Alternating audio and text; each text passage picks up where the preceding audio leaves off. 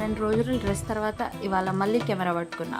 ఈరోజు మన యూజీ సిరీస్‌లో డే 26 మన ఫిట్‌నెస్ జర్నీలో డే 7. కరీంనగర్‌కొచ్చాక 2 డేస్ రెస్ట్ తీసుకొని మళ్ళీ ఇవాళ కెమెరా పట్టుకున్నా. పీరియడ్స్ తర్వాత కొంచెం బెటర్ అనిపించింది. సో, మళ్ళీ మన రొటీన్ స్లోగా స్టార్ట్ చేశా.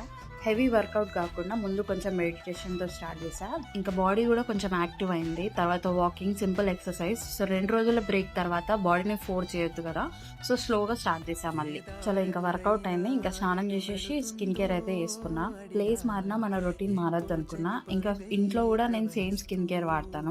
సేమ్ స్కిన్ కేర్ వాడితే మన ఫేస్‌కి ఏం ఎఫెక్ట్ అవ్వదు. బికాజ్ వాటర్ చేంజ్ అయినా స్కిన్ కేర్ మొత్తం అదే ఉంటది కాబట్టి ఏం చేంజెస్ ఉండదు.